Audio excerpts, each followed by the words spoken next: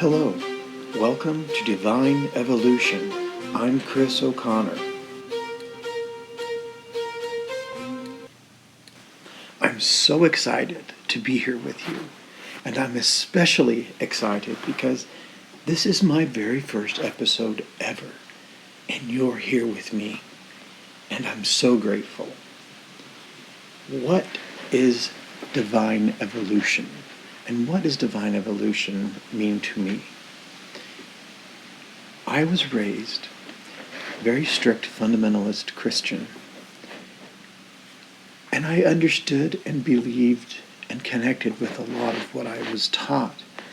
But at the same time, there was so many more truths that somehow were imparted that I brought with me from a past life, or that simply I somehow knew or heard, and it made sense to me. It resonated if I had heard someone else speak something that was contrary to what my teachings were when I was young. So my journey began in finding a way outside of what our society and humanity, for the most part, took as being religion or spirituality. That so many religions actually all have portions and parts that are correct, and they also have portions and parts that are not correct. I had to come to an understanding that first and foremost, what we were given as sentient beings was free will. Free will is of the utmost importance to all living things. So I understood this to be true, but then I began to wonder, if free will is given to all, how can we judge any individual for expressing their free will?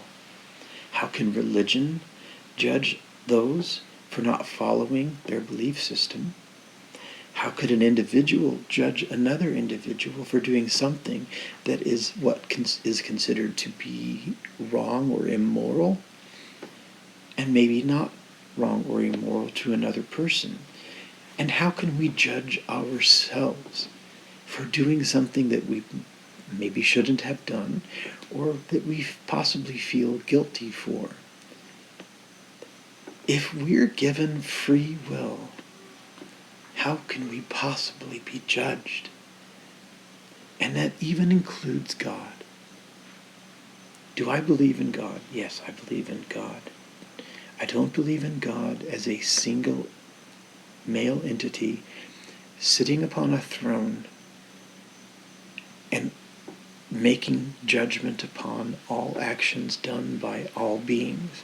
That's not the form that I see God. The form of God that I see is a consciousness, is an entity that in the beginning, when all was void and without form, this entity had a thought, and this thought became vibration, and the vibration began vibrating upon its own free will, and then it expanded, and portions of this vibration chose to vibrate in a slightly different frequency. And within these frequencies, other frequencies took place. And what became of these vibrations and frequencies was the photon. The first living, which you could consider living being from the original thought, would be the photon. And each photon has the will to vibrate at whatever level it chose to vibrate, and it went from there. There's so much more detail involved in it, but suffice to say for now that I see God as the collective of all things.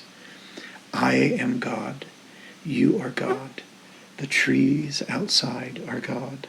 The clouds in the air, the gases in the atmosphere, all portions of the universe, all beings within the universe, and all portions of material within the universe are God.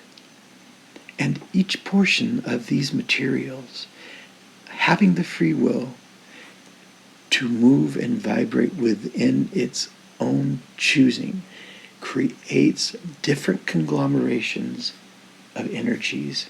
And these different conglomerations of energies begin to form different beings and different materials.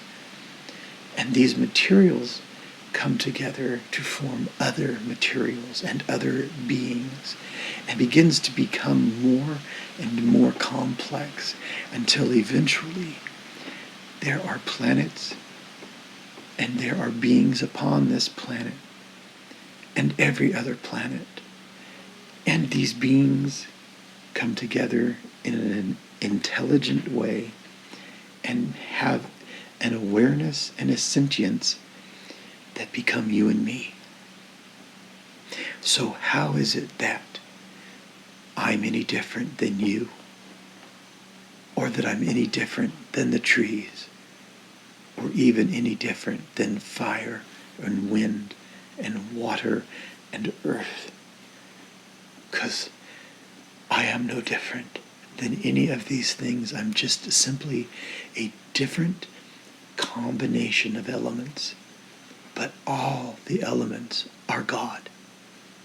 So yes, this is a creation by a being that gave its very beingness all it was.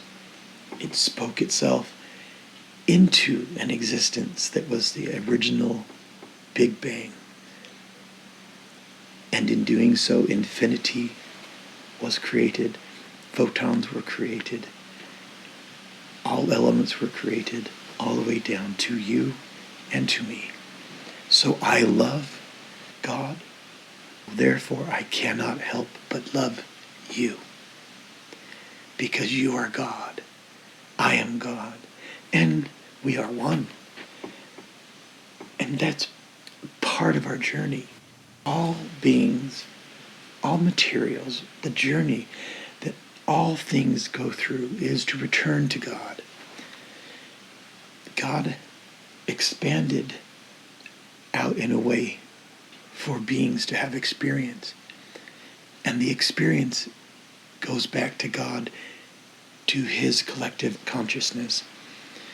So each experience that you have, God is having. Your goodness, your badness, your kindness, your cruelty, your love, your hatred. God experiences every portion of it through you.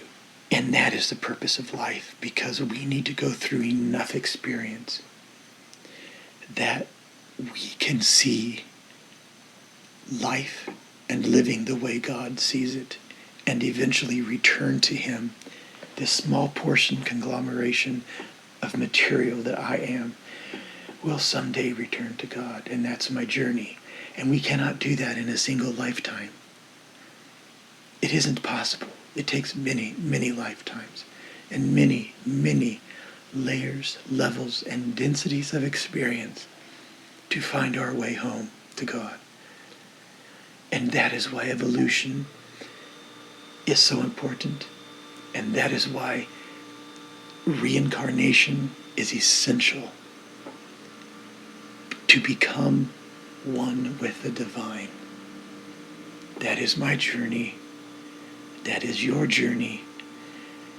And I would like to take this journey with you.